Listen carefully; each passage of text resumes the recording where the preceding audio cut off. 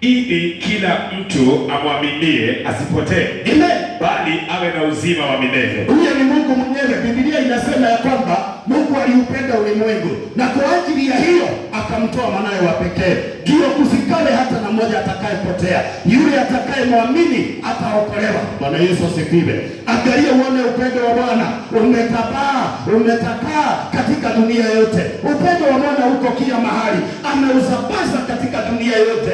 Hakuna mtu Mungu anayeshukia. Watu ndio wanaojishukia wakati hautendi mapenzi ya Bwana. Wewe ndio unayejishukia. Ni kwa sababu baraka za Bwana hazitakutembelea. Ni kwa sababu wema wa Bwana hautakuwa juu yako. Ni kwa sababu mkono wa Bwana badala ukue juu yako ukuinue, unakuwa juu yako katika kukuadhibu. Ni kwa sababu hautekelezi kulingana na upendo wa Bwana. Nashukuru mchana wa siku ya leo ni kwa sababu zote tumetenda kulingana na mapenzi ya Bwana. Tumemkubali Yesu mwana wa Mungu kama mkombozi wa roho zetu, ya kwamba huo ndio upendo ule tuliopewa na Bwana. Akamtoa Yesu kwa ajili yako, kwa ajili yako, kwa ajili ya ule mwingine, ndio tuweze kuokolewa. Bwana Yesu asifiwe. Romans 5:8. Kitabu cha Warumi 5 mstari wa 8. Na Bwana anasema ya kwamba lakini Mungu anaudhihirisha upendo wake kwetu kwamba tulipokuwa tungali wenye dhambi, Kristo alikufa kwa ajili yetu. Amen. Ya kwamba Mungu anadhihirisha upendo wake kwetu. Ya kwamba hata tangu wakati tulipokuwa wenye dhambi, Kristo alikufa ni kwa ajili ya dhambi zetu. Kile tusikaweze kuhukumiwa ni kwa ajili ya dhambi. Kwa hivyo tuko na torokeo, tuko na mahali pa kwenda. Biblia inasema ya kwamba kuna wakati wana wa Israeli waliokuwa wanaumwa na nyoka, na yeyote aliyeumwa na hiyo nyoka alikuwa na kufa. Kwa hivyo nyoka ilisimamia roho ya kifo, roho ya mauti. Lakini Mungu mwenyewe akaambia Musa aisimamishe, na Bwana akatengeneza iliyokuwa nyoka ya shamba. Yesu mwenyewe amesimama akiwa nguvu zetu, akiwa mwokozi wetu, akiwa kimbilio letu. Yeyote aliyetazama ile nyoka baada ya kuumwa na hiyo nyoka ya ulimwengu, Biblia inasema ya kwamba alikuwa anaponywa. Bwana Yesu asifiwe. Bwana asifiwe. Kwa hivyo tuko na mahali pa kutorokea. Hata wale watu wamefungwa na roho ya utumwa, hata watu wamefungwa na maroho na mapepo, wako na mahali pa kutorokea, ndio wakombolewe, ndio wawekwe huru. Yesu mwenyewe aliweza kutolewa na akajitoa ndio aweze kutufungulisha.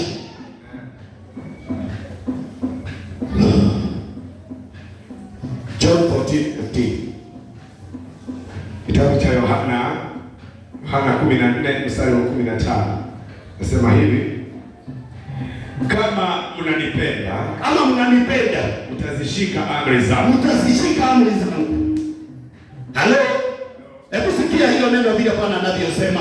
Kama mnanipenda, nataka uone nguvu zilizobebwa na upendo. Upendo unatenda makusudio. Na Mungu anasema kama mnanipenda mtafanya nini? Amri zangu.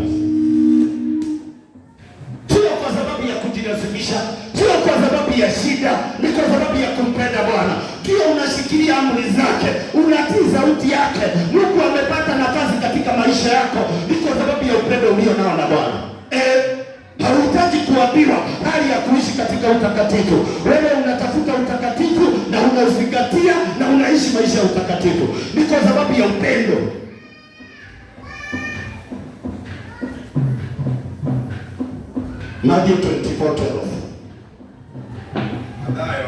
Mathayo 24:12.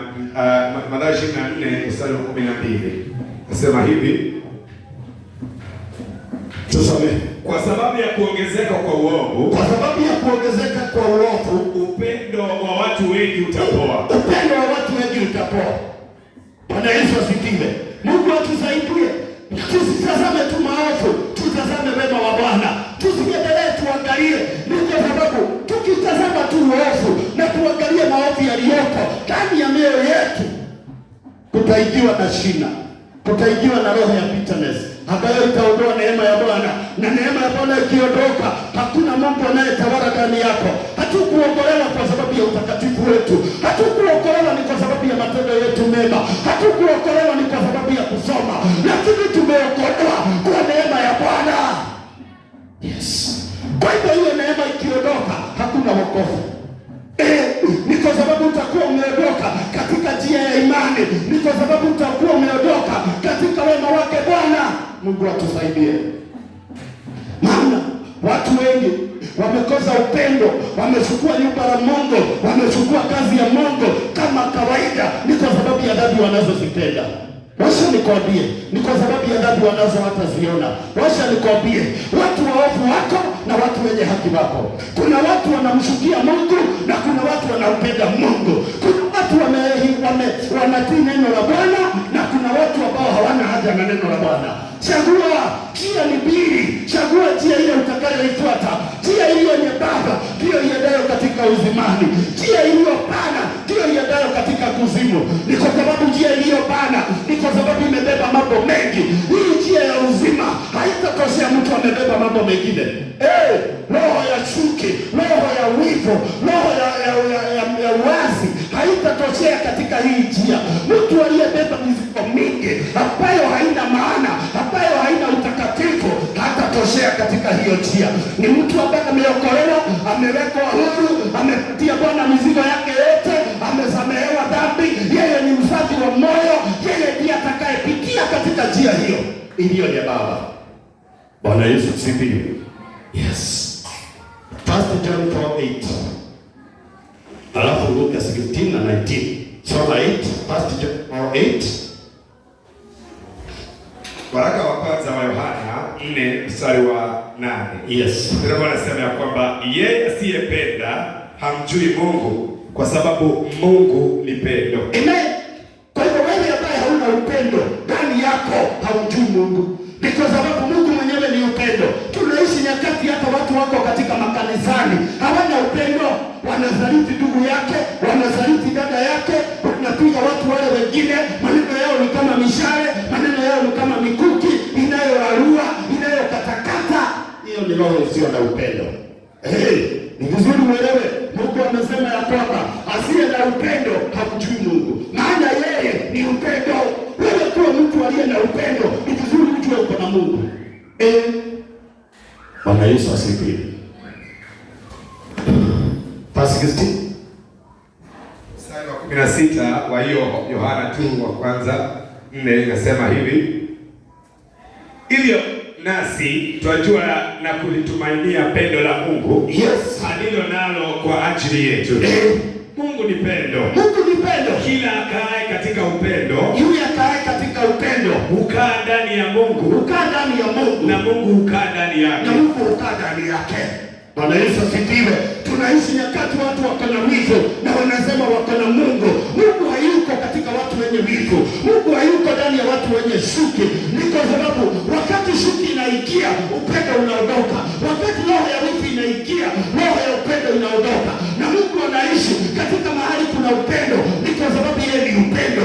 Watu wameishi katika makanisa, wanapigana vita, wanainukiana na wanasema Mungu wako ndani yao. Ninataka nikwambie, kama pendo la Bwana haliko ndani yako, hauna Mungu. Ni kwa sababu yeye haishi mahali hakuna upendo. Verse 18. Mstari wa 18. Verse 19 nasema 17. Endelea mpaka 19. Kwa njia hii pendo hukamilishwa. Pendo ukamilishwa miongoni mwetu. Pendo ukamilishwa miongoni mwetu. Ili tupate kuwa na ujasiri. Katika siku ya hukumu. Kwa sababu kama alivyo, ndivyo tulivyo. Bwana Yesu asifiwe. Amen. Bwana Yesu asifiwe. Ni vizuri uelewe ya kwamba wewe utakapoachilia moyo wako kwa Bwana, atafanya upendo udhihirike ndani yako. Huo upendo utakuweka vile Mungu alivyo. Ni kwa sababu yeye ni upendo na wewe uko katika hali ya upendo. Kwa hiyo wewe umedhihirika katika upendo wa Bwana ambaye umekupatia ule ujasiri wa kujongea katika kiti chake cha enzi. Yes. Na unahesabika kuwa mwenye haki. Endelea. Sema hivi: katika pendo hakuna hofu. Katika upendo hakuna hofu. Lakini pendo lililo kamili nje hofu, kuitoa nje hofu, kwa sababu hofu inahusika na adhabu. Bwana Yesu asifiwe. Amen. Halo. Bwana Yesu asifiwe. Amen. Kuna watu ambao ni Wakristo wanaishi katika maisha ya uoga. Kwa nini unaishi maisha yaliyo na uoga? Uko na uoga na hata hali yako ya wokovu hauoni kama unaweza kumuona Mungu. Ni kwa sababu ndani yako hakuna upendo. Upendo utakapoingia unatoa hofu. Unafanya kuwa mkamilifu. Wewe hauna shaka, wewe hauna kitu kinakusumbua. Unajua ya kwamba Mungu amekuokoa na utaweza kupata urithi wa ufalme wa milele. Watu wengi wameteseka ni kwa sababu hofu imeingia ndani yao, na hofu inaleta kuteseka katika maisha yao, imewaletea ile punishment. Kuna watu wako na uoga, hawawezi fanya vitu vingine, hawawezi fanya hili, ni kwa sababu wamewekwa katika roho ya uoga. Uoga ni wa Shetani. Mungu hafanyi kazi na waoga. Tumefika verse 19 sasa. Yes. Twampenda yeye kwa sababu yeye alitupenda kwanza. Nakusikia vizuri. Twampenda yeye ni kwa sababu yeye alitupenda kwanza. Sio wewe uliyempenda Mungu kwanza, yeye ndiye aliyekupenda.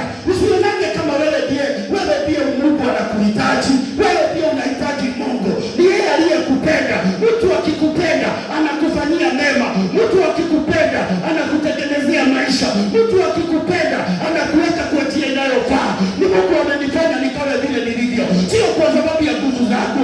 Kitu kidogo nilicho nacho, kuwa hii ambayo nimeivaa ni Mungu amenipatia. Kuna watu wanataka mavazi hawana, lakini mimi amenipenda, amenitangulia, amenipatia. Nami upendo ulio ndani yangu lazima niudhihirishe, nipatie wale hawana. Bwana Yesu asifiwe. Alitupenda kwanza na sisi tukampenda. Wacha kuishi maisha ambayo haina upendo. Ni Mungu amekupenda, yeye ndiye amekupatia hiyo ndoa, yeye ndiye amekuhifadhi, yeye ndiye amekupa uhai. Ni watu wangapi wamekufa? Ni watu wangapi wameondoka? Hawaendelei katika maisha. Mimi na wewe tuko na tunaendelea na tunafurahia wema wa Bwana. Isaya 54 verse 10. Isaya 54 mstari wa 10. Bwana anasema kwamba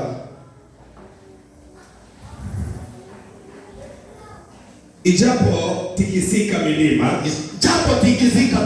na vilima viondolewe. Na nini? Na vilima viondolewe. Hata hivyo upendo wangu usiokoma kwenu hautatikisika. Wala agano langu la amani halitaondolewa. Asema Bwana mwenye huruma juu yenu. Amen. Bwana Yesu asifiwe. Sikia vile neno la Bwana linavyosema. Hata ikawa milima itatikizika, yeye unadhihirisha hata kuwe na uzito unayokaa namna gani. Ni kwa sababu mlima hauwezi tikizika bure. Ni lazima kuwe kuna changamoto, ni lazima kuwe kuna uzito. Hata ikawa milima inaweza tikizika, hata kama milima inaweza ondolewa, hata kama unaweza kuwa umefika mwisho, hata kama unaweza kosa kuona mambo kwa njia ile inayofaa, hata kama unaweza kuona kama umeshukiwa, hata kama unaweza kuona kama watu wote wamekuacha. Mungu anasema ya kwamba upendo wangu kwako ni wa milele. Amen. Upendo wa Bwana kwako ni wa milele. Heri milima itikizike, heri milima iondoke, heri dhoruba na mawimbi zije, lakini Bwana asimame na mimi. Ni kwa sababu milima haitaniangukia, ni kwa sababu dhoruba hazitaniondoa katika jina la Yesu. Amen. Biblia imeendelea inasemaje?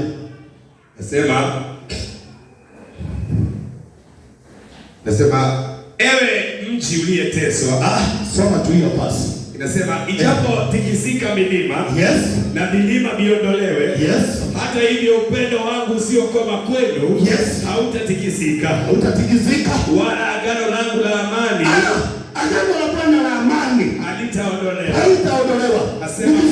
Asema Bwana. Ni vizuri ujue ya kwamba kupitia kwa wokovu huu na kwa damu ya Yesu iliyomwagika, hiyo ni damu ya agano. Tuko katika agano na Bwana na hakuna kitu kinaweza kuondoa hiyo agano. Shetani hawezi, hakuna mtu anaweza, hakuna nguvu zozote ambazo zinaweza kuondoa hiyo agano. Hiyo agano tumeliweka na Bwana, Bwana wa majeshi, Mfalme wa wafalme,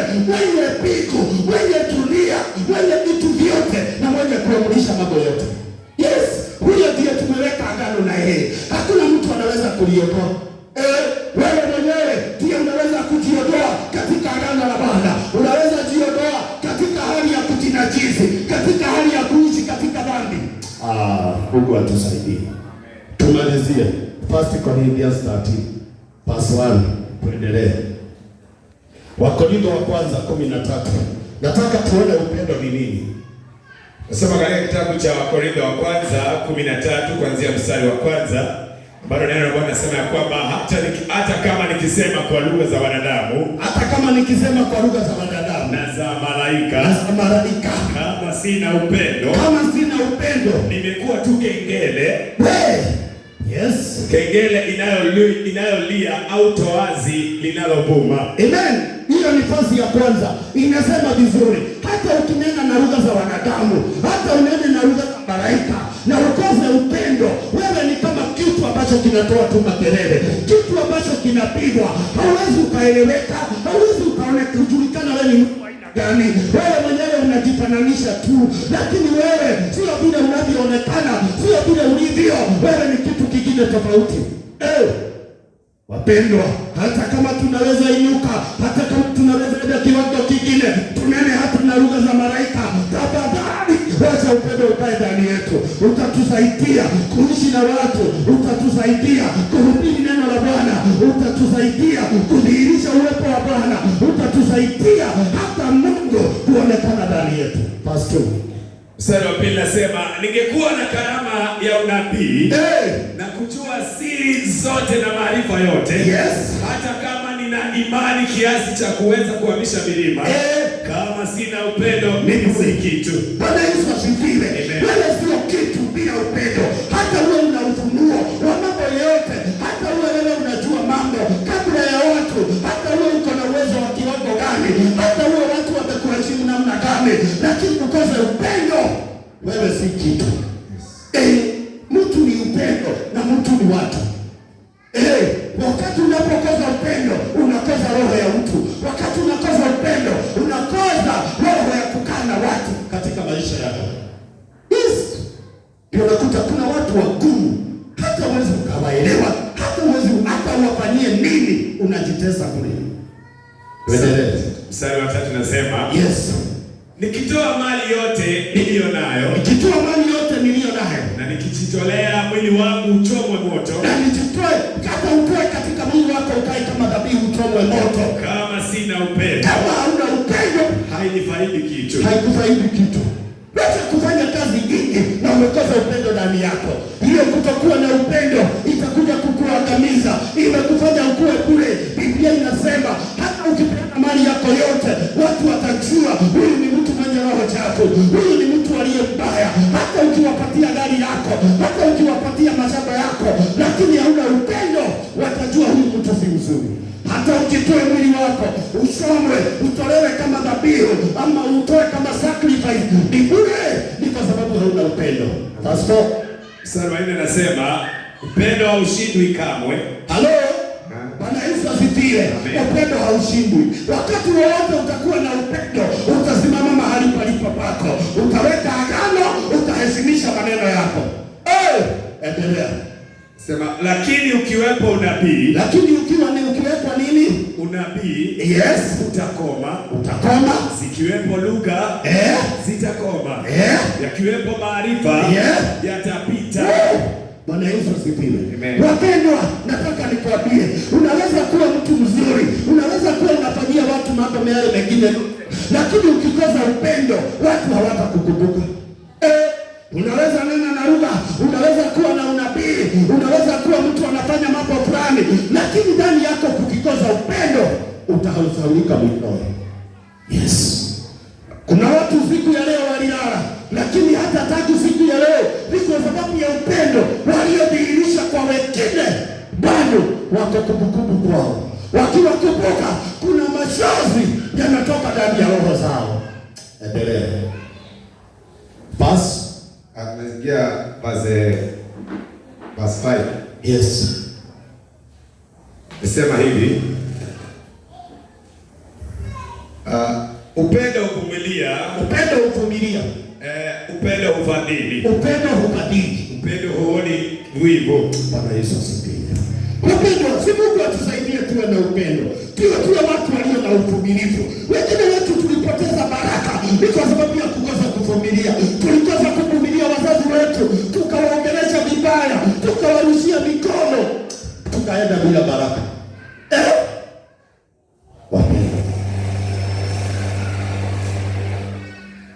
Wapendwa, upendo unavumilia. Wapendwa, ndani yetu kuwe na roho ya kuvumilia, lakini haiwezi kuja bila upendo. Tunaona kuna watu hawana uvumilivu wa maneno, hawana uvumilivu wa matendo, hawana kiasi ndani yao. Ni kwa sababu ya kukosa upendo. Hawezi vumilia, hawezi vumilia. Hata na ndoa ambayo ni changa ameiharibu. Hawezi vumilia hata mambo yabadilike. Inaweza kuwa hiyo shida ni mwalimu ambaye amekuja, ni chapter ya kusoma ya kwamba uelewe na ufunguke mawazo, lakini ulichukua shida kama sehemu ya maisha yako. Kuwa na roho ya kuvumilia hata wakati wa dhoruba na mawimbi. Inaweza kuwa hiyo dhoruba sitakufungua macho uweze kuona marafiki zako. Inaweza kuwa hiyo mawimbi itakufungua macho uweze kujua ni wewe tu na Mungu, hakuna mtu. Tuendelee. Upendo ufadhili. Upendo huoni wivu. Upendo hauna wivu, hauna majivuno, hauna kiburi. Haukosi kuwa na adabu. Wapendwa, Bwana Yesu asifiwe. Biblia inasema ya kwamba upendo hauna majivuno. Halo?